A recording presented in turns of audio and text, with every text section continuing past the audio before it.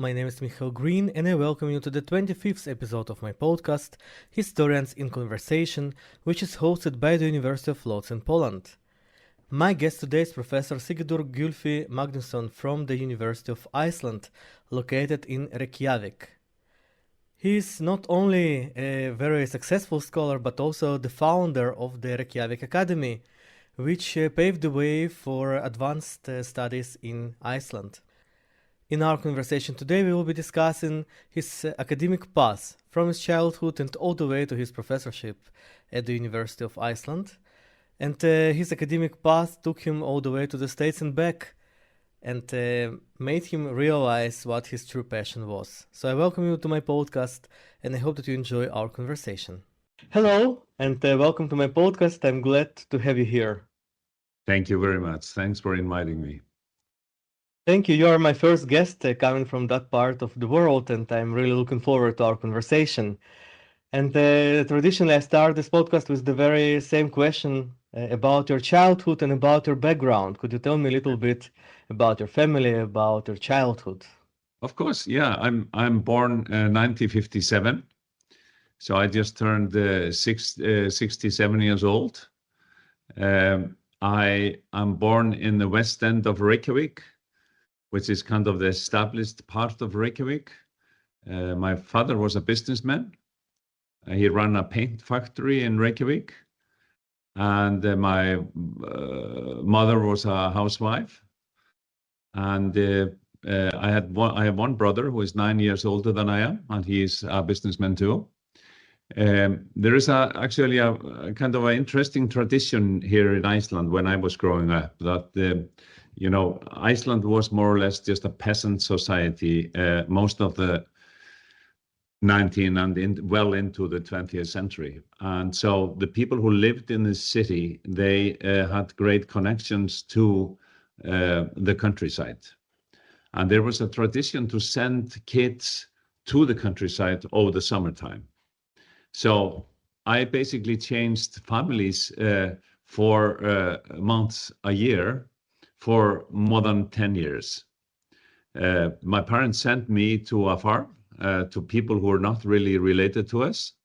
And there I was, for 4 months every summer from the age of 6 and until 15 or 16 years old.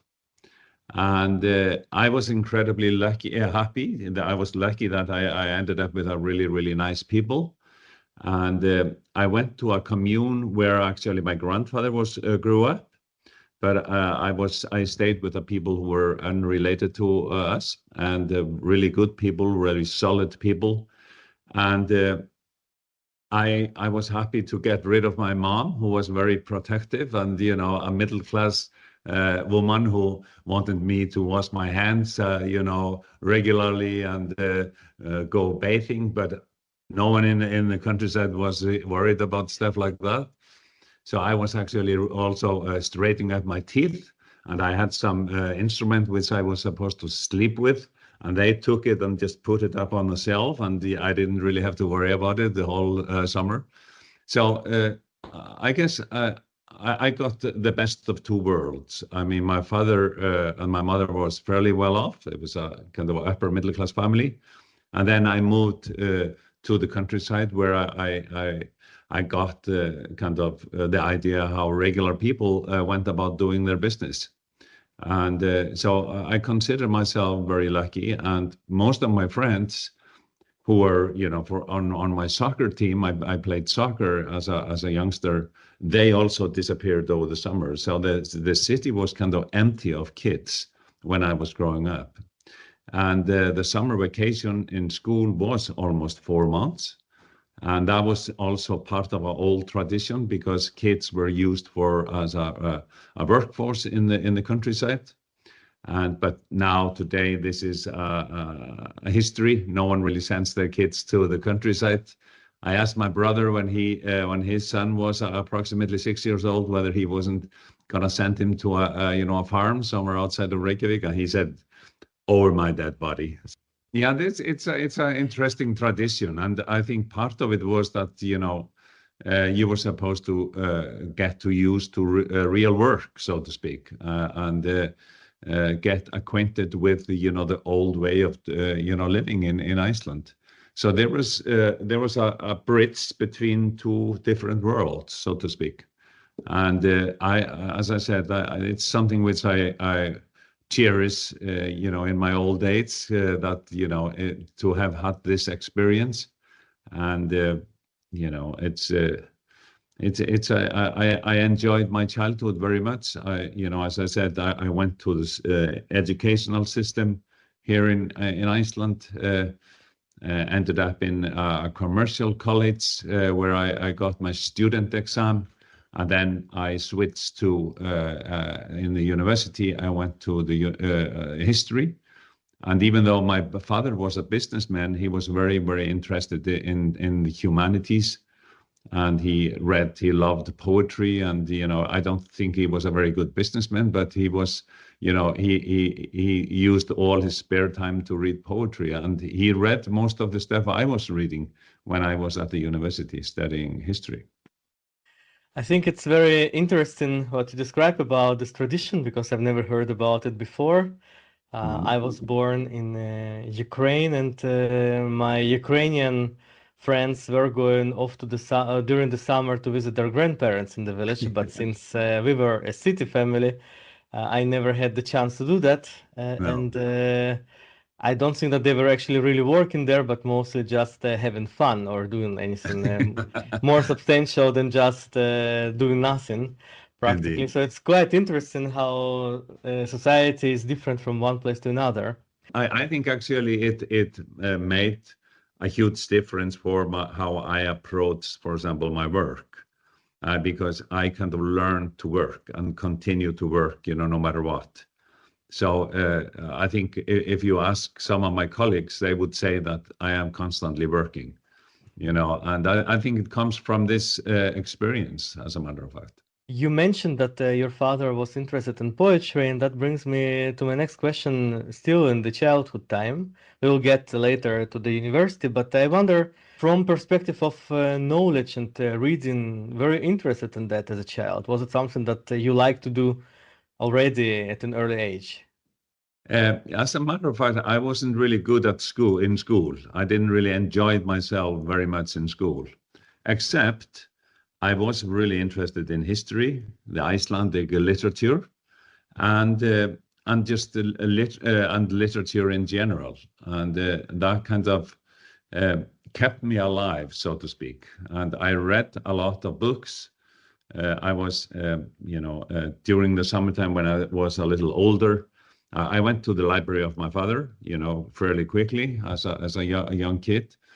And when I started to work in the city as just a working class hero over the summertime, a good friend of mine, I was telling him that I was kind of done with the library of my father, and I needed new stocks of books. And he said, well, my brother is actually has a degree in literature. And I was very interested in fine translated books from different parts of the world.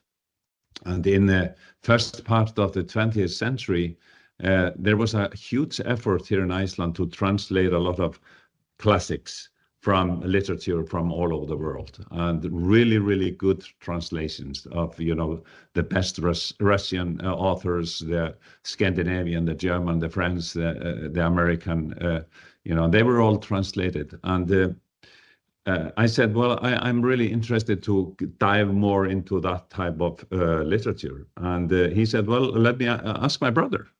And he just gave me a huge list of books.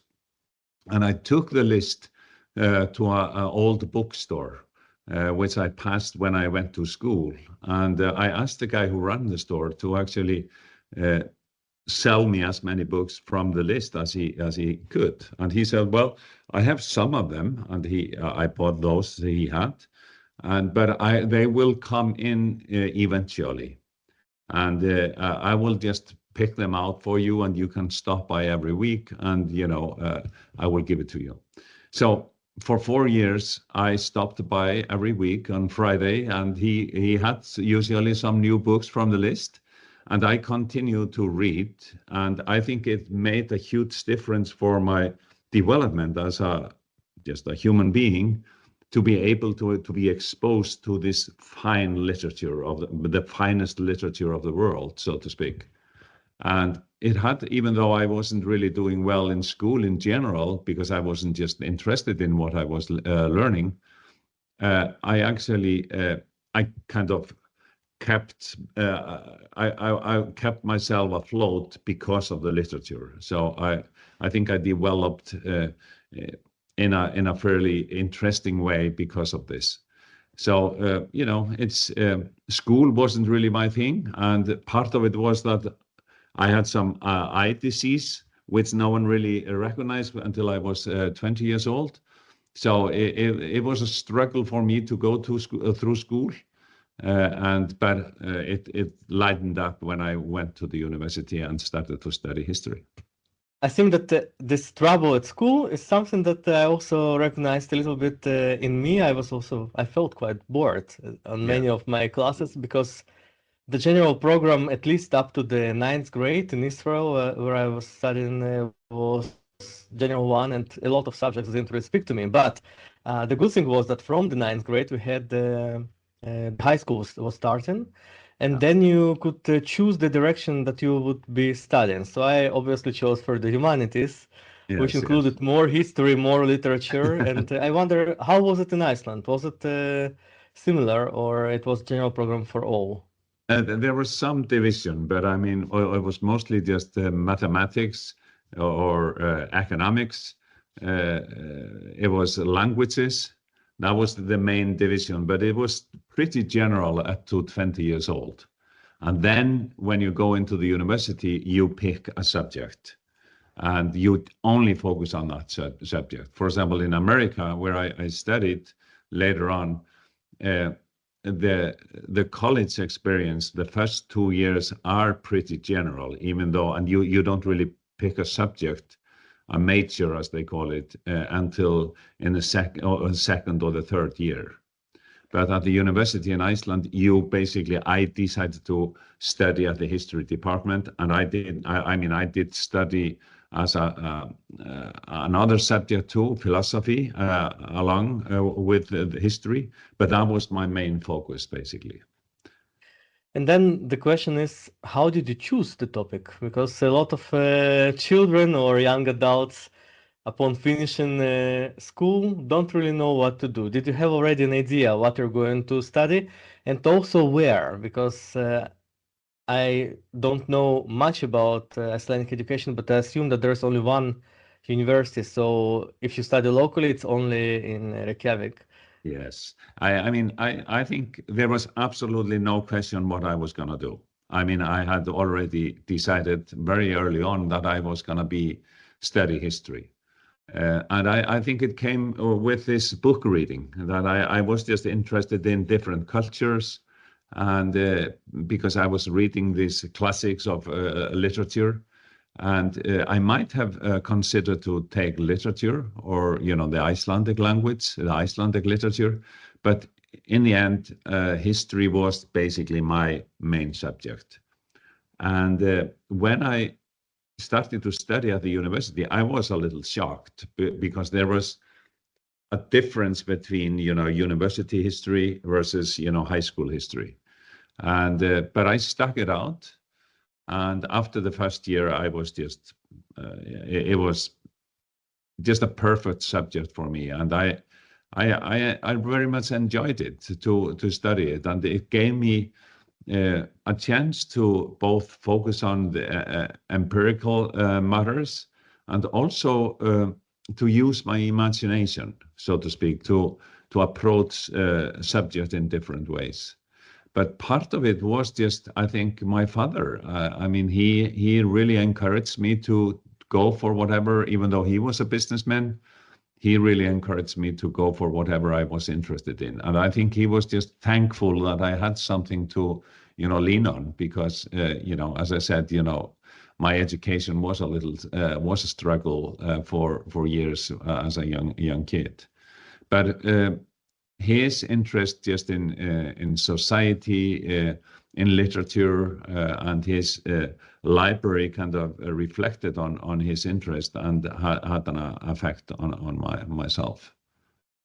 And about the choice of university, if you could say a little bit, was it Yes, obvious that well, you're going to study locally, or you were maybe thinking about maybe studying abroad?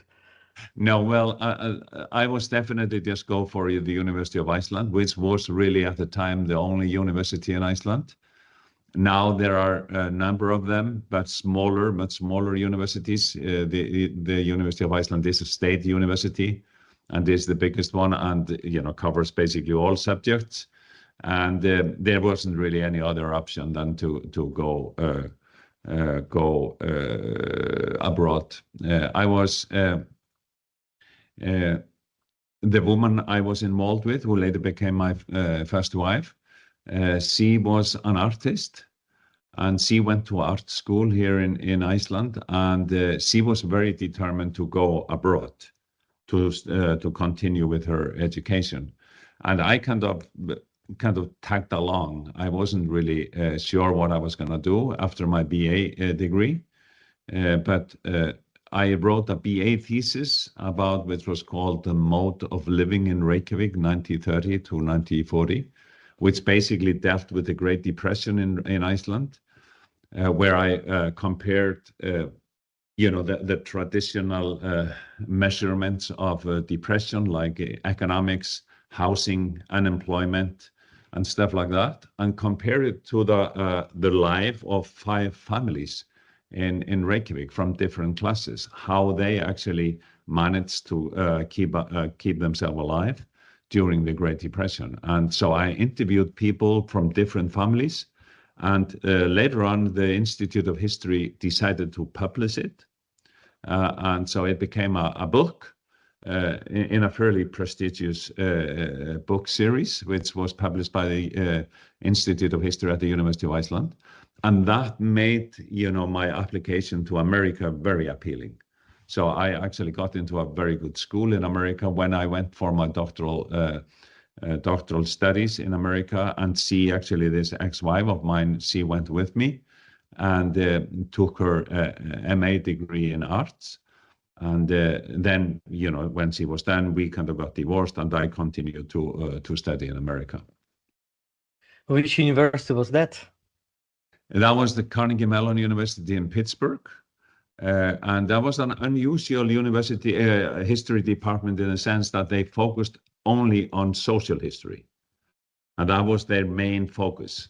So you had historians from all over the world who were all working with the methodology of social history. And that was basically my interest, lies there. I was very interested in the lower strata of the society, and social history was definitely the methodology I thought I would, I could learn a lot from. And there were absolutely great professors there, great teachers. The best known, who was my advisor, was Peter Stearns, who is a fairly well-known historian. He's still alive, almost 90 years old. He's still cranking out books, like 2 or 3 a year. And he was the editor of the Journal of Social History for, I think, 49 years. Nothing more and nothing less. So, and there were a number of other really, really nice scholars there, which influenced me a great deal. And but towards the end of my stay in America, I kind of drifted away from social history, and that's where microhistory came into my life, so to speak. And that's also quite an interesting question, because you mentioned that you went to the States, for a PhD. But I wonder, was it something that you were already focused on when you were doing your bachelor? Was it something that you knew that you're going to continue? Were there any other career options that you had? Any other choices? Especially coming from a family of a businessman, having a brother who is a businessman, were you not perhaps tempted to have a more luxurious life than an academic would have? No, not at all. We thought about going to Germany for our education, for our graduate education, me and my ex-wife. But I was at the time doing studies with the philosophy department at the University of Iceland. And I became a very good friend with one of my professors, who was Mike Marleys, who was an American who traveled to Iceland. He was going to take the grand tour around the world when he finished his PhD around 1970 or something like that. And he started in Iceland and he ended the tour in Iceland. He got a course to teach, 6-week course. And he had some commitment somewhere else in the States and for a year. And he said, well, I would like to return to Iceland. And he settled down and become an Icelandic citizen. And he basically stopped me and said, you shouldn't go to Germany. You should go to America. That's the best graduate education you can ever get. So I applied to many schools and got very favorable ratings and decided to go to Pittsburgh. Part of it was just Pittsburgh was the most livable city in the States at the time. Low crime rate, good education, and just a very interesting. It was a 2 million, a city of 2 million people, and it was in a Renaissance state, so to speak. They were redoing the structure of the city after the collapse of the steel industry, which was dominating the industry in Pittsburgh. So it became kind of a city of education, health, and I kind of enjoyed being there for sure, and especially in Carnegie Mellon University, which is indeed one of the best universities in the States. I think that a lot of people from Europe think about going to the States to do their education, but very little actually do that in practice. And there is a reason for that. I mean, it's a very complicated process. And I wouldn't have done it except I had in my corner Mike Marleys, who was an American. He knew the system, and he basically directed me to the right decision. So it was very overwhelming to actually write the letters to apply for grants and stuff like that. So I actually, because of the book, I got a fairly handsome grant for my graduate education. So I was very lucky there. And then my next question is about returning, because in this podcast I've spoken to a Danish researcher, quite famous one, who actually after coming back from the States could not get a permanent position at a university. And I wonder, how was it for you? Because, well, you are a professor at the University of Iceland, and I would like to ask you about your process of returning. Well, let me first tell you one story from my graduate education, and I will come back to this. It's sometimes good to be a big fish in a small pond, as they said. And when I arrived in Pittsburgh, I told my colleagues, my fellow graduate students, and also some of the faculty, that there was a book coming out in December, my first semester, after my first semester. And people really didn't really believe that. They really found that a little bizarre, that, a guy who just finished his bachelor degree was just about to finish a book. And so I finished the first semester, which was very, very hard. It was very tough. But I kind of managed to go through it. And I went to my house, and there was a package there with the new book. And I was, of course, incredibly happy. And a few weeks later, when the Christmas season arrived, I got a Christmas card from the president of Iceland. And she had actually got the book and read it. And she was actually... she was born 1930, and she's still alive, actually. She was born 1930. And so this was part of her kind of youth, which I was dealing with, the Reykjavik during the Great Depression. And she wrote me a very, very nice Christmas card. And so at the first class in the second semester in January, I brought the book and showed it in my first class, and people were couldn't believe it. that I had a book. This story was actually true. And it was a hardcover and with photos and stuff like that, very well produced. And when the book had been going around, I said, and by the way, the president of Iceland sent me a Christmas card. And then that kind of blew them all away. That was during the Reagan period, and people were not quite sure whether Reagan could read or write, and at least in academia. So this was kind of and people didn't really believe this.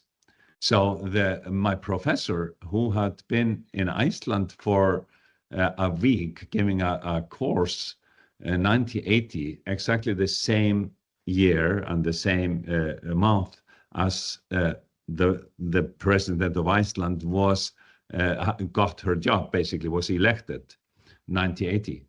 And in his class, she walked into his class and took the time of their busy schedule to actually sit and study what he had to say. So he got acquainted to her there. And in the end, she gave him a wool sweater of Icelandic wool. And that was kind of one of the reasons I think I got a very good grant, was that he really loved everything about Iceland. So when people were kind of in doubt that whether the Christmas card was written by the president, he ran down to his office and brought an attendance list from the University of Iceland with her name on it.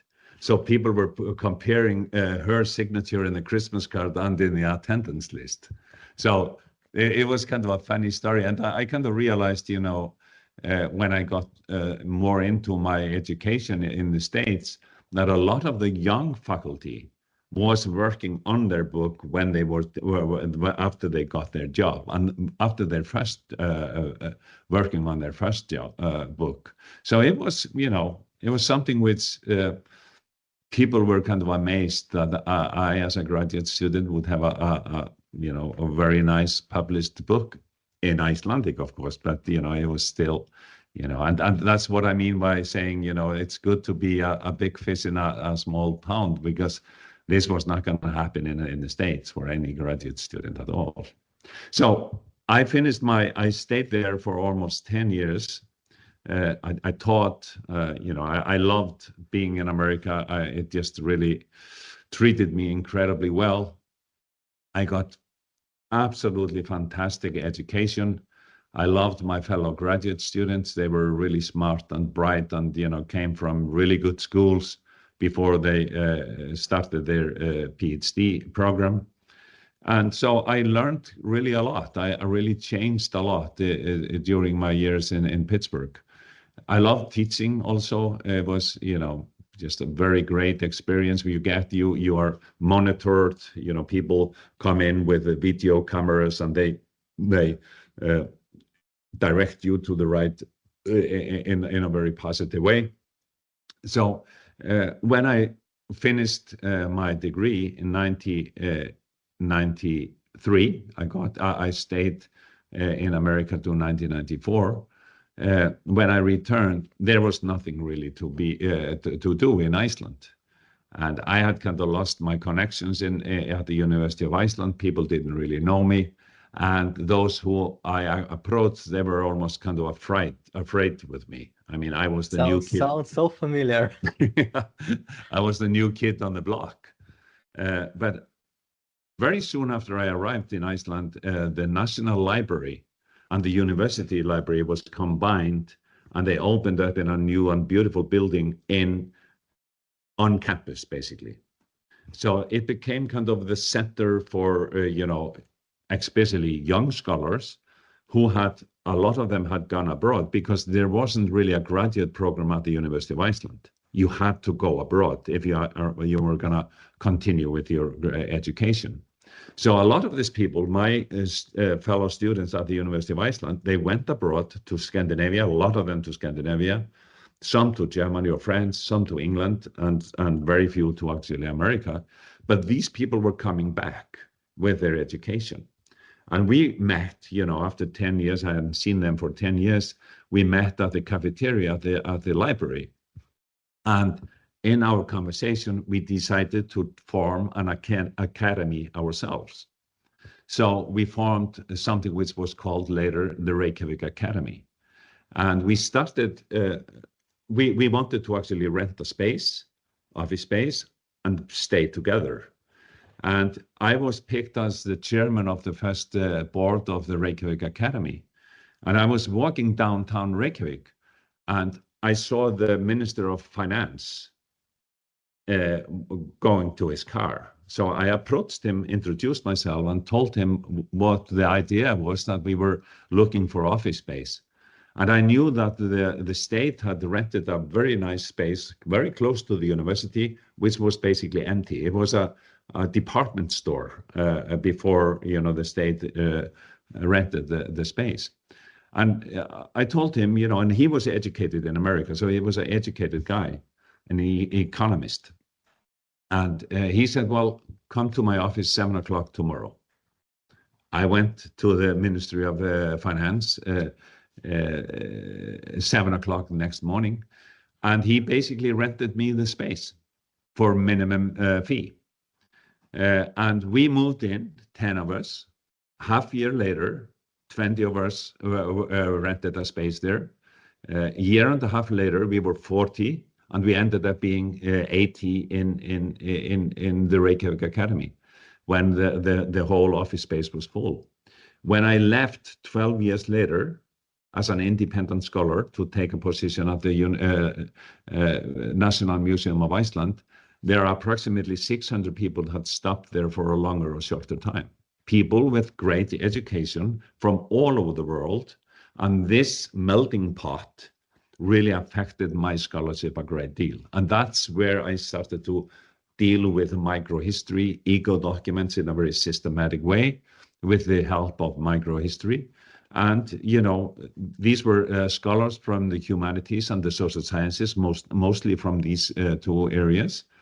And so I realized when I sat at the coffee table talking about my stuff, that there were people who were doing psychology or whatever, they were thinking about similar questions, even though they were using different methods than I did. So their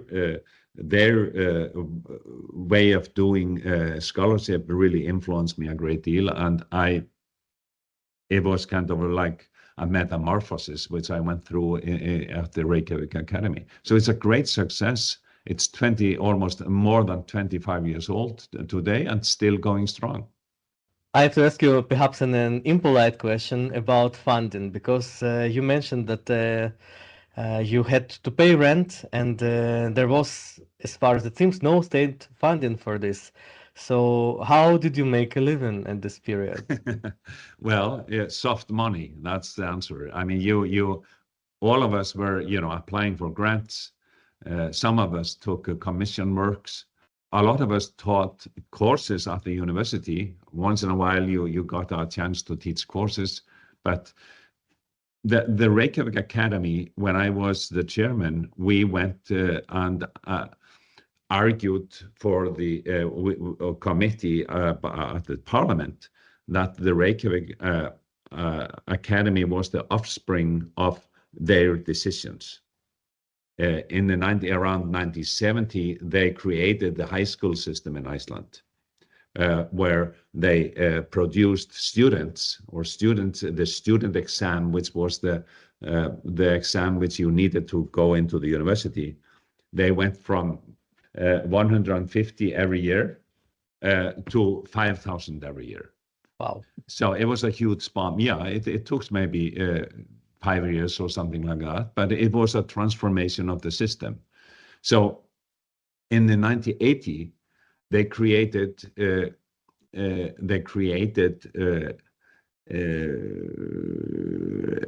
the student loan fund, which was very controversial, but was a very good loan for students, and especially those who wanted to go abroad.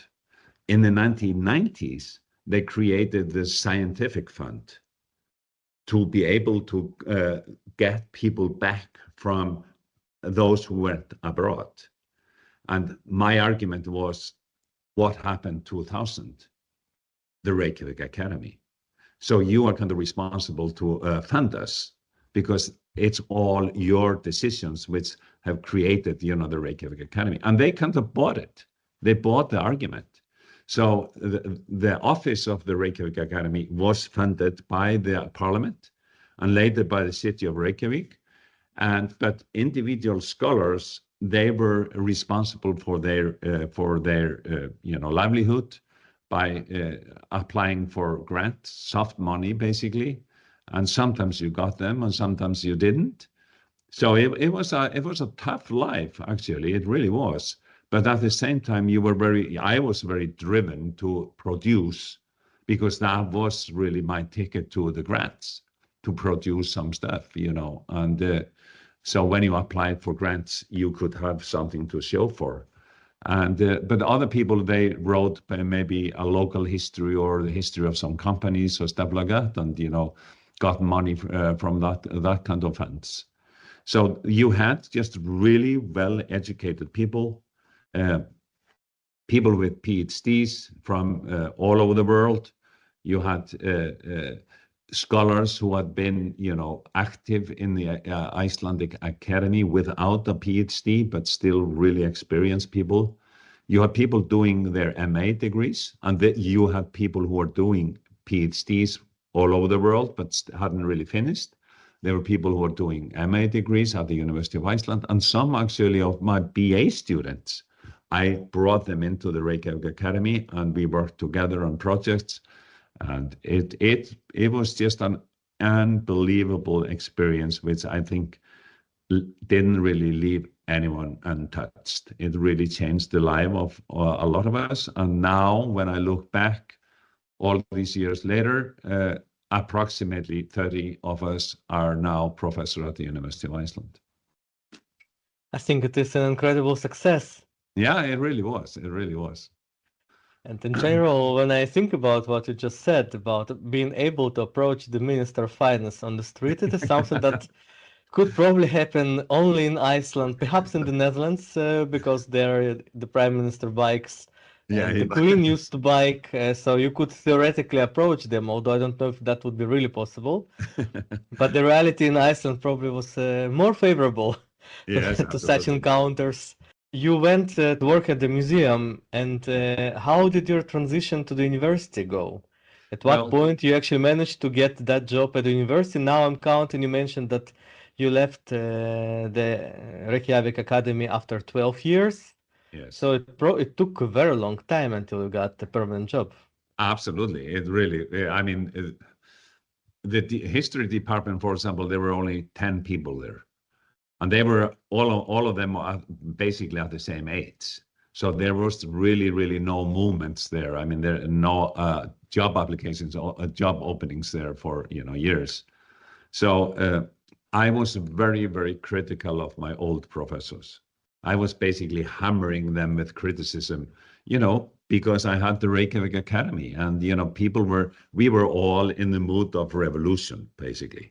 We criticized the University of Iceland heavily, and it didn't really win any of my old professors over. I mean, they did not like me at all. So, but eventually they disappeared. I mean, they got on pension, and new people came in, and I got a temporary position at the National Museum of Iceland, which was a research position. And it was named after a former president of Iceland, Kristján Eldjárn, who was an archaeologist and ran the National Museum for many years. And they created kind of a 3-year position, senior position of research. And it was just an amazing opportunity for me, because the National Museum is just full of stuff, not very much done with it in terms of research. So I enjoyed my time there enormously. And during my stay there, the National Museum of Iceland was officially connected to the university. So they decided that it would be a good way to use me as a bridge between the National Museum and the University of Iceland. So that was the reason I was offered the job at the University of Iceland. It was it was more than 10 years ago. And I came into the university with, really a smile on my face. And, I had done a lot and I had established myself, as a historian, both in Iceland and worldwide, so to speak. And I stopped the criticism on my colleagues and started to focus basically on my scholarship much, much more than I had done before, because I was criticizing, the way history was done in the country and actually elsewhere. I ended up criticizing my old professor, Peter Stearns. I wrote an article in the journal of his journal, and I told him that I wasn't really happy with how social history had developed. And he said, well, if you have something to say about it, write about it, and I will possibly publish it. And I decided to write a very critical paper, which took me many years to write, but he ended up publishing it 2003 and invited me to a workshop or a seminar in Virginia, George Mason University in Virginia. He had moved to George Mason University and became one of the top scholars there. And he invited 24 young scholars to talk about the future of social history. And I was incredibly critical there on social history. It was the most intense 3 days I have ever lived in my life, because, it was just very educational, and, because you had to kind of argue for your case and take questions from all 24 of them who were there. And but that paper, that argument of mine, was published in the Journal of Social History 2006. So I was criticizing not only my colleagues in Iceland, but also abroad. I left no one untouched, so to speak. I think it is amazing that you managed to survive, because I know a lot of people who tried that, and I don't know where they are anymore. So I think it's quite remarkable.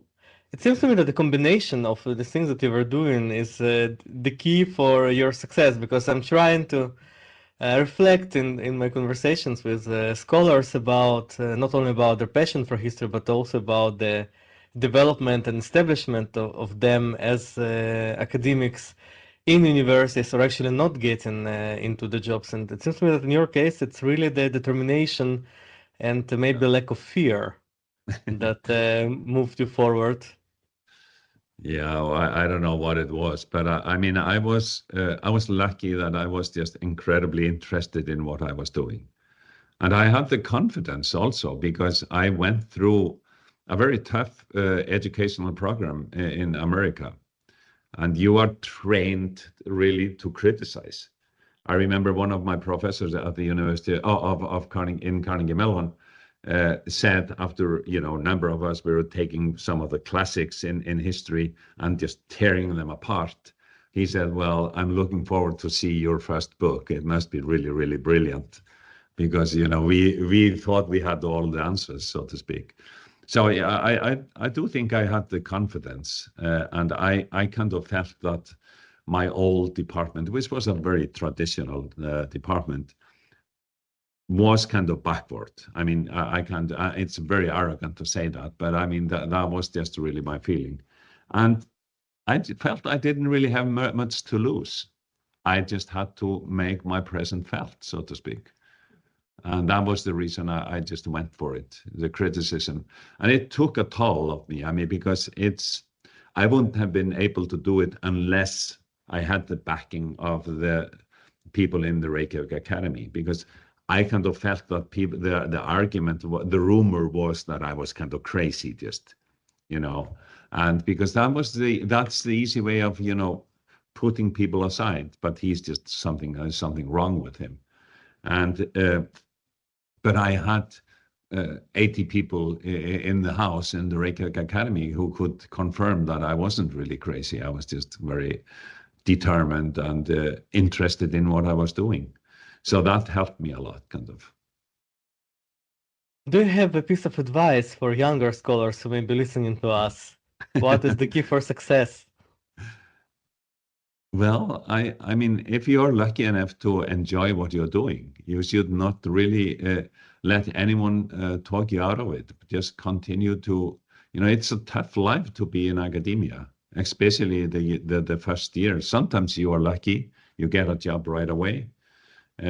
But for example, a lot of my friends from Carnegie Mellon, really great department, great people who have managed to publish, they haven't really got a job.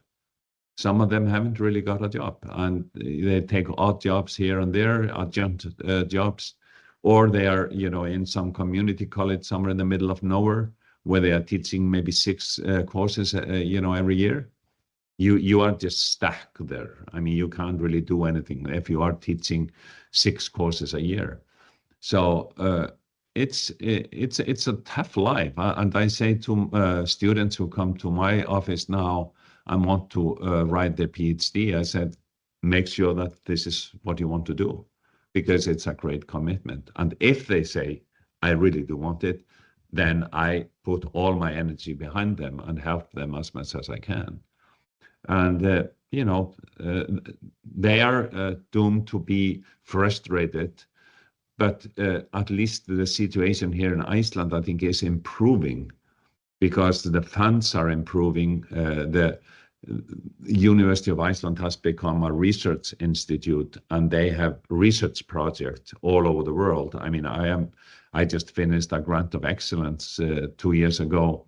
We were at it for 5 years with a lot of people, both scholars, fine scholars from all over the world, as well as a graduate student here at the University of Iceland. They were funded throughout their graduate education. And I think that this was like an academia within the academia. And I think these guys who finished their PhD under my supervision, I think they're gonna make it. I mean, I'm sure about that, even though they haven't really got a job. But so my advice would be, just if you are interested, make sure that you are interested in what you are planning to do, and stick with it. I mean, try to let your heart, lead your way. But it's a hard life, as you know. As I know very well. Thank you very much for this very interesting conversation, and I'm sure that our listeners will learn a lot from it. Thank you. Well, thanks for your time, and it's great to talk to you. Good luck. Thank you.